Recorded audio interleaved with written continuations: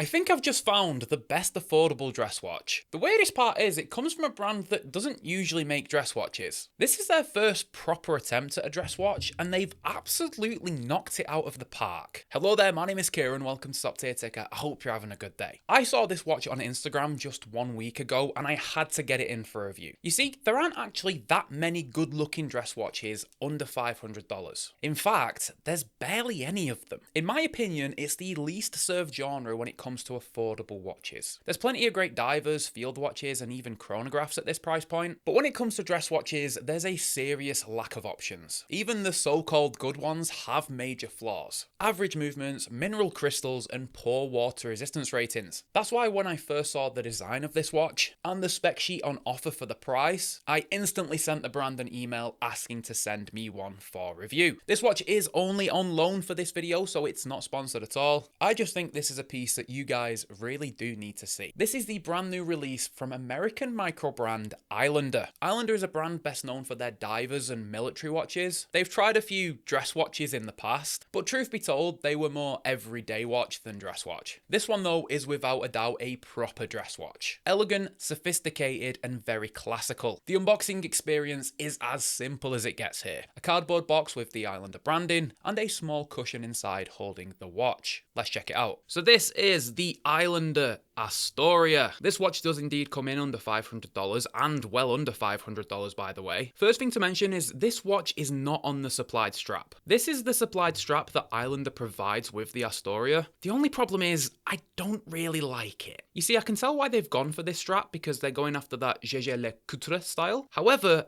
I just think that because this watch is a dedicated dress piece, they should have shipped this on a dedicated dress watch strap. And this strap is great, by the way, if you want to wear the watch casually. But if you're buying this watch as a dress watch and want to wear it as a dress watch, then you're probably gonna want something that is a little bit dressier. Now, probably the most surprising aspect of this watch is the dimensions. Islander aren't exactly known for making small watches. However, here they've made something that's quite special. This watch comes in with a 34mm case diameter. Lug to lug is 44.5mm, and then the case thickness is probably the most impressive part, 9.1mm. Now this watch does wear a little bit larger than I'd personally like for a dress watch, and that's because that lug to lug is over that 40mm sweet spot that I think is best for dress watches. I think this is a watch that is going to work best for 7-inch wrists and above, and they've managed to get this watch this thin because of the movement they've used. Inside here is the Miyota 9039, which beats at 28,800 vibrations per hour, so you get 8 ticks per second. Typical accuracy is -10 to +30 seconds per day. I've got a little bit of an average one inside of here, it's running at +16 seconds per day. But typically, Miyota are really good with the tolerances and they're a lot closer to perfect time. And this is a genuine no date movement, so no ghost date position under that dial. I think it's fair to say that Islander have gone after that sort of Cartier look with this watch. There's a specific Cartier model that I can't remember the reference of, but I'll put a picture of it up on screen. Islander have definitely somewhat gone after the look of this watch, both with the dial design and the shape of the case. Of course, it's got that sort of tonneau barrel-shaped case. The case also features this almost stepped construction in the middle of the side case, which again does add to this watch's elegant look. The bezel here is almost stepped above the case as well, which delivers serious Art Deco vibes. Now the crown here is a bit of an unusual shape. I think Mark has designed this to be the shape of an actual crown. Now the case back is bolted on with a screw in each corner, and the crown here is only push-pull, so you do only get 50 meters of water resistance, which is plenty for everyday life and should be able to survive a swim. And yes, we do have a signed crown with the Islander logo, and the case back is laser etched. This piece features a completely polished finish. From head to toe, left to right, every single surface is shiny, except the case back, which is brushed so it doesn't get scratched. And that does indeed seriously dress this watch up. I think the quality of finish in here is fantastic for the price point. Oh, and the supplied buckle also features a polished finish. But where a lot of other affordable dress watches fall short is with the crystal. Islander here though have used a piece of sapphire. If only Seiko could use that on their cocktail times. It is just a flat piece of sapphire here. It almost sits completely flush with the bezel, and clarity here is exceptional. White and silver dial watches usually have good clarity anyway. Sometimes dress watches can be a little bit of a pain in the ass to read, but clearly Mark has put legibility as one of the focal points here. This watch features Roman numerals at every quarter hour, which visually has a very symmetrical, sort of satisfying look about it, and then oversized stick indexes for the other hour markers. I would say that does dress the dial down slightly, but the flip side of that is awesome legibility. But what makes this watch really impressive for me me is when you get close to the dial. This dial is so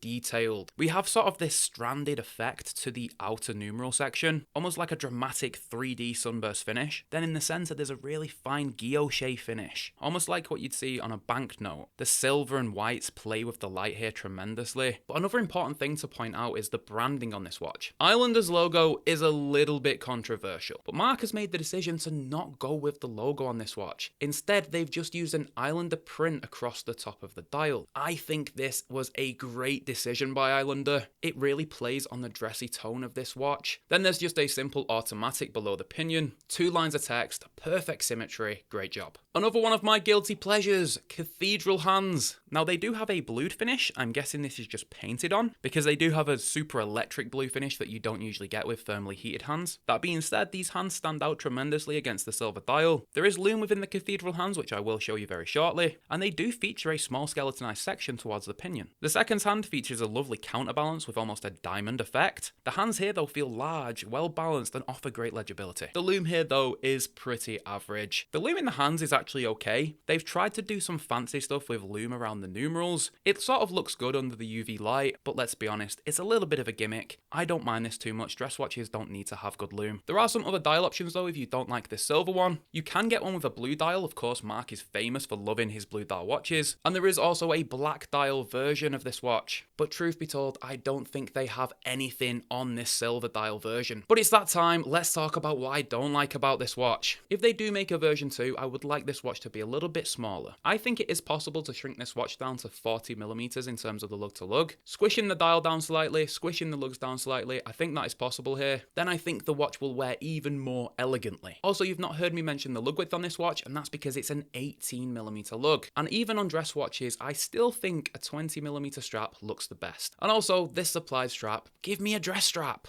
Also, I would have liked to have seen the Islander logo on the buckle match the logo on the dial. So that's all well and good, but how much does this watch cost? Well, the Islander Astoria comes in at $329. But the best part is, and this is something that is almost exclusively offered by Islander Watch, Mark is now paying import duties and taxes to various countries in the world. I know Canada, the UK, and the EU can all benefit from this offer. Basically, if you buy the watch, when you're checking out, you can select an option which makes Mark pay for all the taxes. That means the price you see on the website is the price you pay. That genuinely makes Islander watches incredibly appealing. $329 for this spec sheet, especially the movement, I think is awesome value here. So if you're after an automatic dress watch for your collection, under $500, with taxes included by the way, then I seriously do think you should be checking out the Islander Astoria. You guys know I love my dress watches. This is one of the very best that I've checked out on the channel so far. You'll find the Islander website linked below. Go and check them out if you like what you see. And I'll catch you in the next one, guys. Bye for now.